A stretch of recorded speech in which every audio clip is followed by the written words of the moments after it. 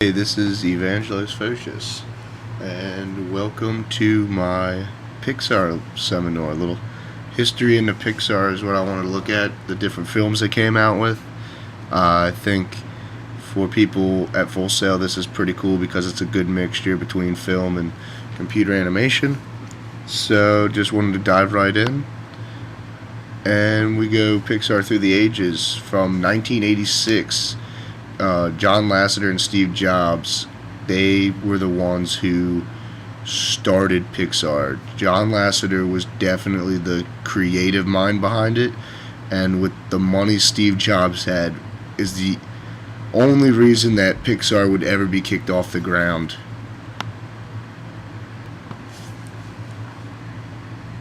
In 1991, Disney and Pixar came to an agreement to make the first animated feature film, which ended up being Toy Story.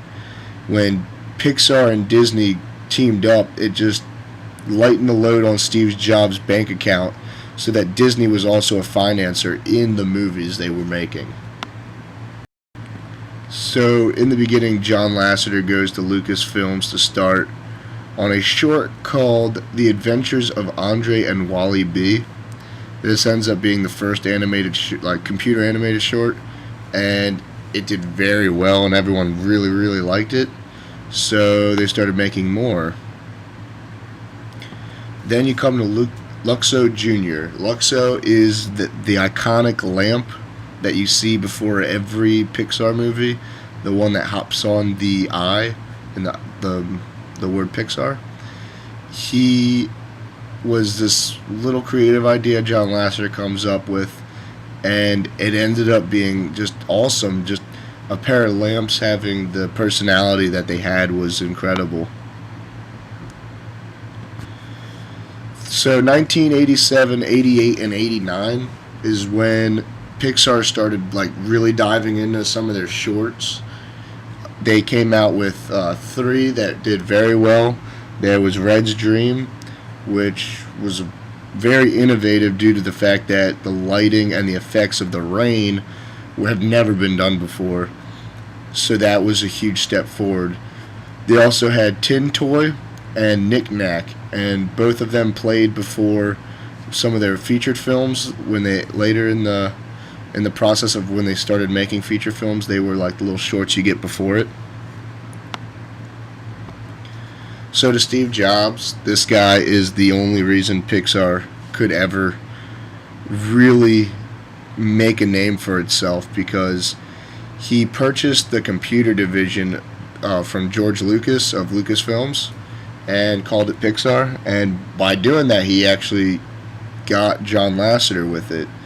And when John Lasseter was coming to him with ideas, Steve Jobs kept writing checks after writing checks, and he actually, bailed them out. They were in the red, and he kept giving them more money, which was unlike a usual financer, because they weren't producing the short films that John Lasseter wanted to. They needed more money, and he just kept pouring money into it. So when they finally decided to do their first featured film, I'm pretty sure it's without question that says everybody knows the movie Toy Story. In 1995, this movie came out, and it grossed $362 million. It was nominated for Best Original Song, Best Original Score, and Best Original Screenplay. It was just something new for film that's never been done. There's been animated movies from Disney, but this was huge for the company. It ended up being a total rock show, just blew the minds of everybody. When A Bug's Life came out, it also had a short on the beginning of it called Jerry's Game. It's an old man playing chess, and that did very well. Everyone loved that one.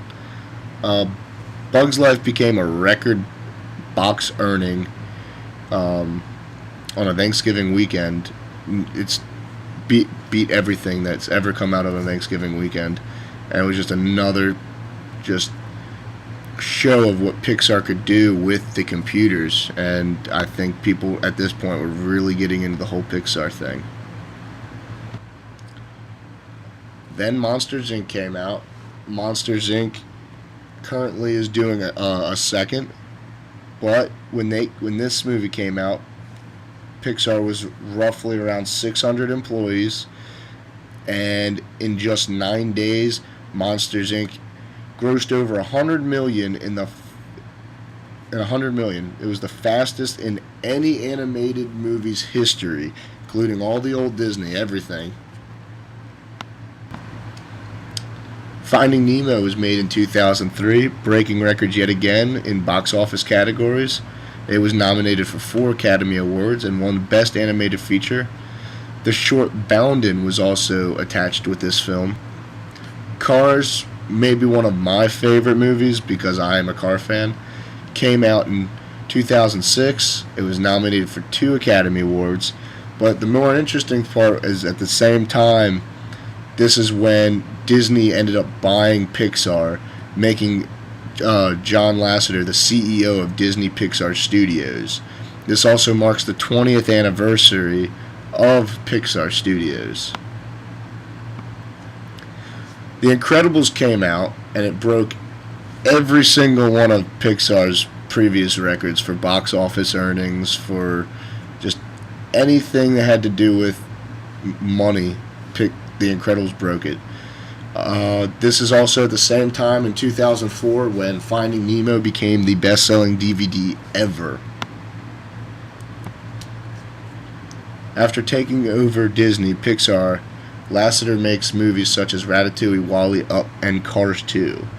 This is also in 2010 when he was awarded Producers Guild of America.